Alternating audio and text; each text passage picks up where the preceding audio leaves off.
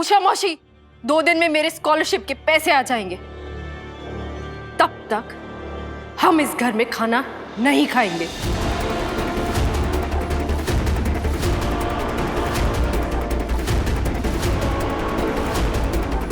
समझ ला? हाँ मेरी बच्ची, वैसे भी जहां तुम्हारे साथ ऐसा सुलूक किया जाए, वहां खाना तो क्या, एक निवाला भी गले से नीचे नहीं उतरेगा। अश्विनी, इतना दुखी होने की जरूरत नहीं है। घोड़ा जब बिदक जाता है तो बिना चाबुक के सीधा नहीं होता। वैसे ही इंसान जब गलती करता है तो उसे सुधारने के लिए सख्ती से पेश आना पड़ता है, सजा देनी पड़ती है। विराट ने जो किया है बिल्कुल सही किया है। कम से कम अब इस लड़की को थोड़ी तो तमीज आएगी।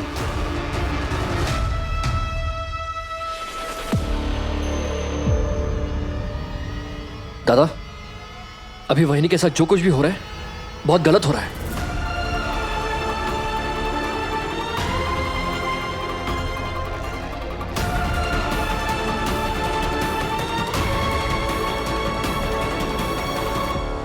आप मेरी फिक्र मत करो मोहित। वैसे भी मुझे किसी की बात का बिल्कुल बुरा नहीं लग रहा। गैरों की बात का क्या बुरा मानना।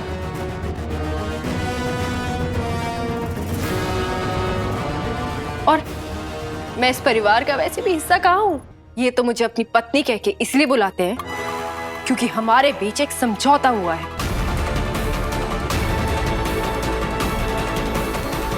लेकिन वहिनी, अगर आप खाना नहीं खाएंगी तो कैसे? अरे मैं वैसे भी सोच रही थी मोहित कि ना कुछ दिन का उपवास रख लेती हूँ तो अच्छा है, उपवास ही हो जाएगा। वहिनी, आप मेरे लिए मेरी छोटी बहन की तरह हो। उस दिन जब मेरे सामने से मेरे खाने की प्लेट छीनी जा रही थी और किसी ने कुछ नहीं कहा, तब आपने मेरे लिए आवाज उठाई, मुझे खाना खिलाया। और आज जब वही सब आपके साथ हो रहा है तो मैं चुपचाप बैठ के तमाशा नहीं देख सकता। मैं आपके लिए खाना लेकर आता हूं, अपनी मेहनत के कमाए हुए पैसों से, जो मैंने प्लेज में एक्टिंग करके कमाया है और जिस पर किसी और का कोई हक नहीं।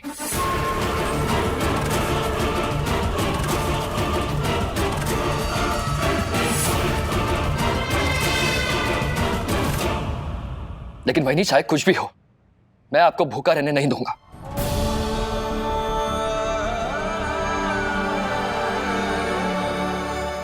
मैं अभी जाकर आपके लिए खाना लेकर आता हूं। तुम कहीं नहीं जाओगे। बीच में मत बोलो करिश्मा।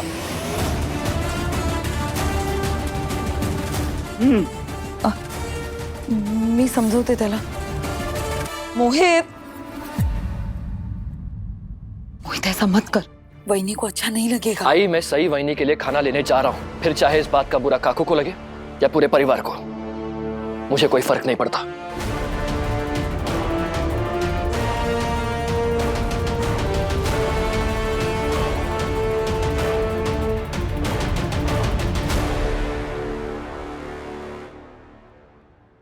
दादा, आप हमेशा मेरे लिए मेरे हीरो हुआ करते थे। हमेशा लगता था कि मैं ना आपके जैसा बन जाऊं। लेकिन आज जो आपने वहिनी के साथ किया है ना, उसके बाद जिंदगी में मैं आपके जैसा नहीं बनना चाहूंगा। इतने पढ़ने लिखने का, इतना बड़ा आईपीएस ऑफिसर बनने का क्या फायदा अगर आप एक अच्छे इंसान भी नहीं बन पाए। मोहित, बात को समझ। तू आज सही के लिए खाना नहीं लाएगा। जरूर लाऊंगा दादा, और आज मुझे कोई रोक नहीं सकता।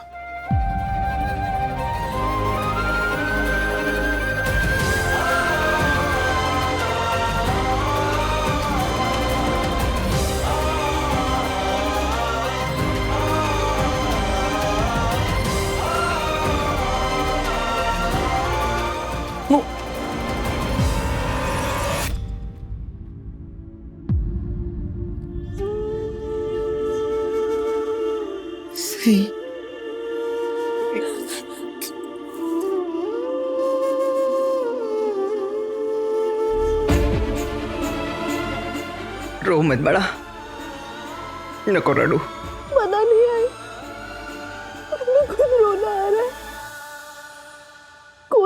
डांस करते जिसे मेरी फिक्र है, जो मेरे लिए आवाज उठा रहा है। सही।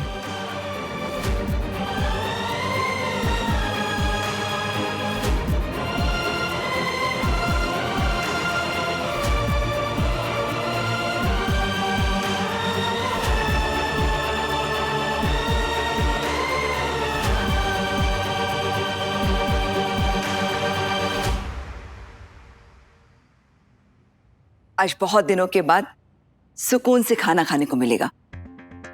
विराट ने चौहान खानदान के मर्दों की मर्यादा जो रख ली।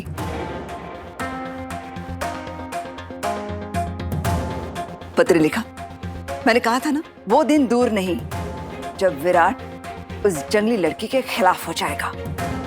और देखा, वो दिन आज आ भी गया। ये तो होना ही था वही। सब्र का बांध कितना भी मजबूत क्यों ना हो, एक ना एक दिन टूटता जरूर है। वही हुआ है अपने विराट के साथ। इस जंगली मुर्गी के साथ रहना तो दूर, उसके साथ बात करना भी अपने आप में एक मुसीबत है। चलिए आप ये सब छोड़िए और सब लोग खाना शुरू कीजिए प्लीज। तुम भी बैठो ना। नहीं बड़ी मामी, मुझे भूख नहीं है, मैं बाद में खा लूंगी। आपको भूख कैसे लगेगी पत्रलेखा भाभी? जब विराट दादा ने सुबह से कुछ खाया ही नहीं है, तो आपके गले से एक निवाला भी कैसे उतरेगा, है ना?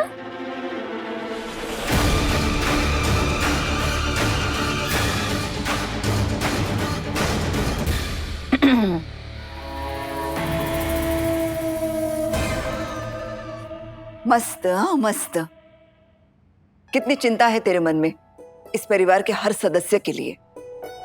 खंडोबा जो सबकी चिंता करती है, उसकी जिंदगी से सारी चिंताएं दूर कर देना।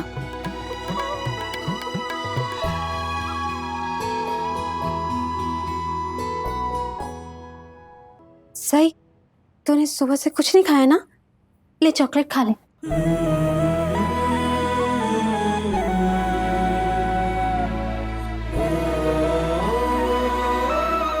थैंक यू ताई।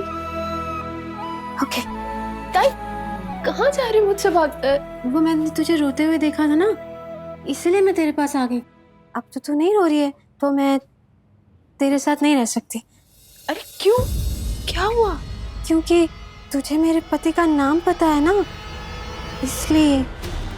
मतलब जो मैं सोच रही थी वो सच था। सही सही सही, प्लीज प्लीज, तू पुलकित को चोट नहीं पहुंचाएगी ना? और मुझे भी कुछ मत करना प्लीज। अरे प्लीज सही। नहीं ताई, मैं तो चाहती हूँ कि आप जल्दी ठीक हो जाएं। मैं तो आपकी खुशियाँ लाना चाहती हूँ, लेकिन मुझे नहीं लगता कि मैं आपकी खुशियाँ ला पाऊंगी। क्यों? जिस दुकान में खुशियाँ मिलती है वहाँ पे सारी खुशियाँ खत्म हो गई क्या? नहीं ताई, मेरी उम्मीद खत्म हो गई। मतलब? कुछ नहीं। अब ताई, आपको किसने बोला कि पुलकित सर की शादी हो गई है? सही, धीरे बोल, यहाँ पे दीवारों के भी कान है। फिर किसी ने उसका नाम सुन लिया ना तो हम दोनों को बहुत चोट पहुंचाएंगे। ताई, आपको किसने बोला कि पुलकित सर की शादी हो गई है? मेरी गंदी आई ने, और है ना, आई ने पुलकित को बहुत गुस्सा भी किया था।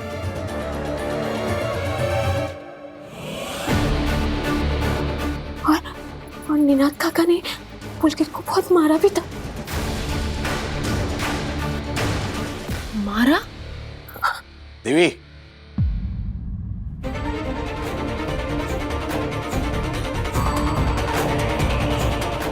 तुम क्या कर रही हो यहाँ? इस लड़की के साथ बात मत किया करो। जाओ, अपने कमरे में जाओ।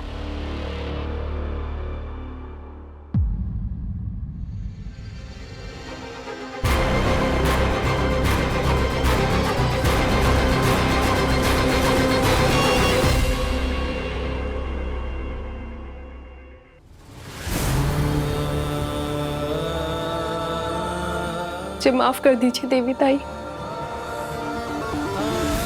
आपकी बात सच निकली। पुलकित सर की शादी हो चुकी है।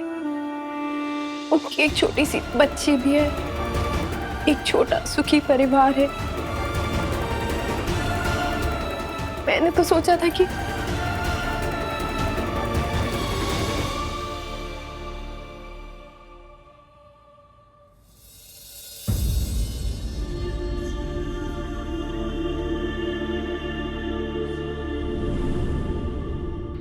अपने पैसे अपने पास रखिए मिस्टर विराट चौहान। मैं सई को बाहर लंच पर ले जाना चाहता था और उसने क्या सोचा था और क्या हो गया, अब तो मुझे खुद नहीं पता कि मैं कभी सई को माफ कर भी पाऊंगा या नहीं।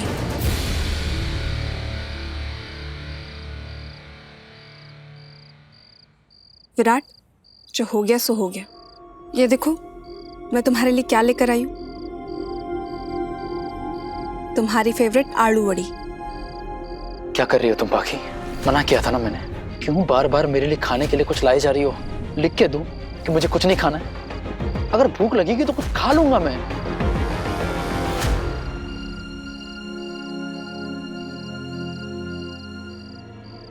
मैं तो बस तुम्हारा मूड चेंज करने की कोशिश कर रही थी विराट। अगर वाकई तुम मेरा मूड चेंज करना चाहती हो ना तो थोड़ी देर के लिए मुझे अकेला छोड़ दो पाखी।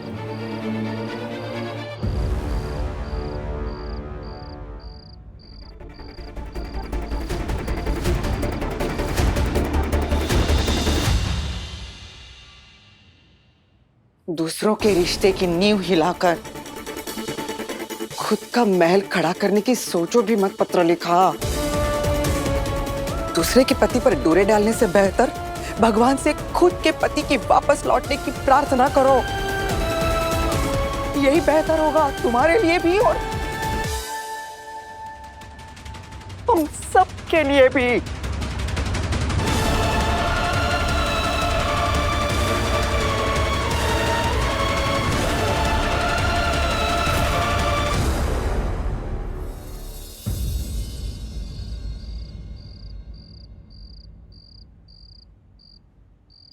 विराट, तुमने आज सई के साथ बहुत बुरा सलूक किया। अच्छा नहीं किया। मुझे तुमसे ये उम्मीद नहीं थी विराट। अरे सई अब भी बच्ची है। कई बार ना समझे में वो बहुत कुछ कह जाती है, पता है ना तुम्हें। तुम तो समझदार हो, फिर भी तुमने ऐसी हरकत की। उसका बहुत जबरदस्ती पकड़ो उसको। इतना तुम ऐसे नहीं हो विराट जैसे तुम दिखाई दे रहे थे। इतनी ऊंची हरकत, इसके लिए तुम अपने आप को कैसे माफ करोगे विराट, बताओ तो। आज भी मैं आपको गलत लगता हूं और सही सही ना, लेकिन आई गलत को गलत बोलना गलत नहीं होता। हाँ, लेकिन दो गलत मिलके एक सही नहीं बना सकते बाड़ा, बिल्कुल भी नहीं। देख बेटा, मैं ये नहीं कह रही हूँ कि सही एकदम सही थी, लेकिन हाँ तुम जरूर गलत थे। आज तुमने बाबा के जैसा बर्ताव किया, अपने बाबा जैसा। पता है तुमने सिर्फ सही को जाने से ही नहीं रोका, बल्कि जब वो भूखी प्यासी घर आई तब उसे घर में खाना खाने से भी मना कर दिया। यहाँ तक कि वो बाहर से खाना मंगाने वाली थी ना, हाँ, तब उसे एहसास दिला दिया कि जिस पैसे से तुम खाना मंगा रही हो वो पैसा तुम्हारा नहीं मेरा है। मैं सोच भी नहीं सकती बाड़ा कि मेरा गोड़ू अपनी पत्नी के साथ किसी के साथ भी ऐसा बर्ताव कर सकता है। अब समझ क्यों नहीं रही आई?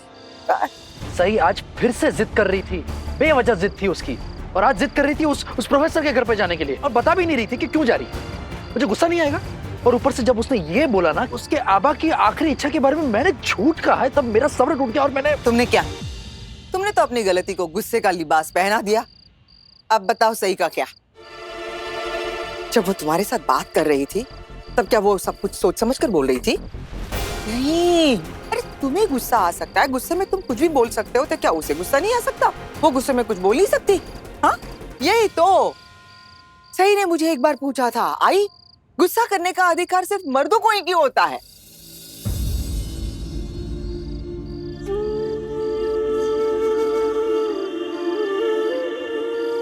देख बड़ा, मैं भी नहीं चाहती थी कि वो प्रोफेसर के पास जाए, लेकिन ना उसने उस दिन मुझे जो कुछ कहा ना एकदम सही कहा था। दुनिया में किसी भी औरत को, किसी भी लड़की को गुस्सा आ सकता है और ये बात मर्दों को याद रखनी चाहिए। हाँ तो आई, मैंने कब मना किया? आई, ये बात सिर्फ गुस्से की नहीं है। आज जो मैंने किया वो महज मेरा गुस्सा नहीं, वो सही के लिए डर भी था, फिक्र भी थी मुझे उसकी। वो आज फिर से जिद कर रही थी उस प्रोफेसर के घर जाने के लिए, जिसके बारे में कुछ जानता ही नहीं हूं मैं। आपको पता? कुछ भी नहीं पता ना, मुझे भी कुछ नहीं पता। किस मंशा से बुला रहा है, क्या हम जानते हैं?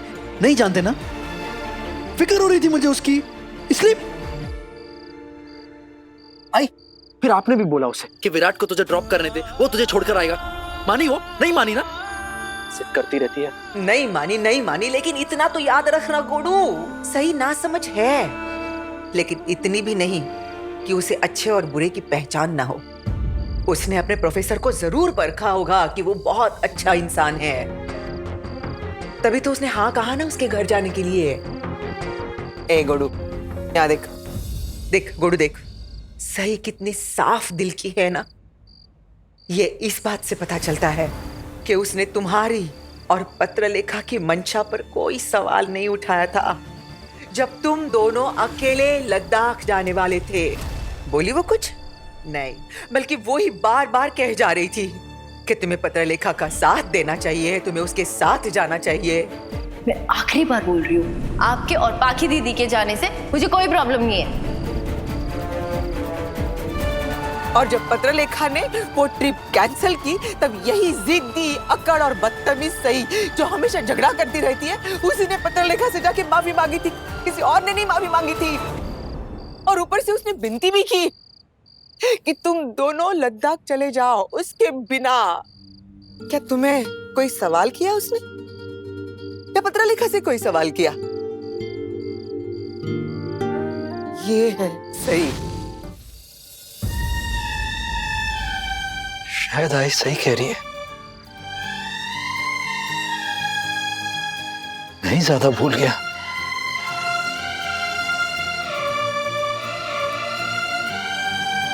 क्या कर दिया है यार।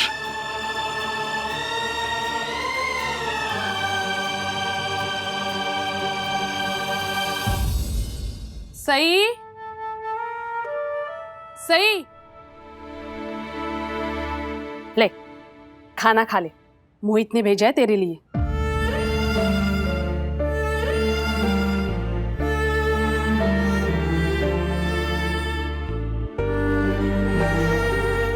पता है मौसी, जब मैंने मोहित से बोला था ना कि उन्हें अपने परिवार वालों का सामना करना चाहिए, अगर वो ताने मारे तो पलट के उन तानों का जवाब देना चाहिए, तो उन्होंने क्या बोला था कि वो ऐसा नहीं कर सकते क्योंकि वो बुज़दिल है। और आज आप देखिए, अपने पूरे परिवार के खिलाफ मेरे लिए खड़े हुए, और सबके मना करने के बावजूद मेरे लिए खाना भी भेजा। वो तो लाना ही था सही, तुझे अपनी छोटी बहन कहा है उन्होंने। चल अब खाना खा ले और अपने भाई का मान भी रख ले। खा ले।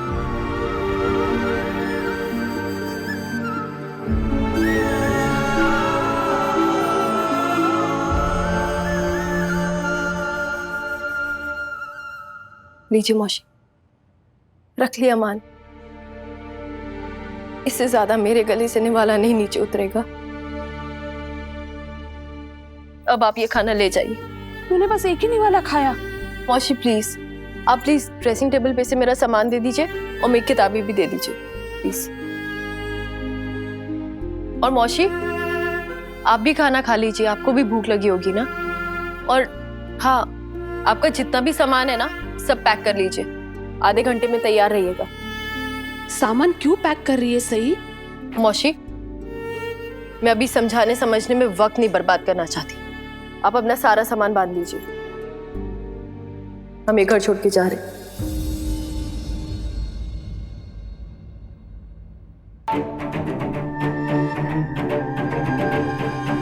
कहाँ जा रही हो सही?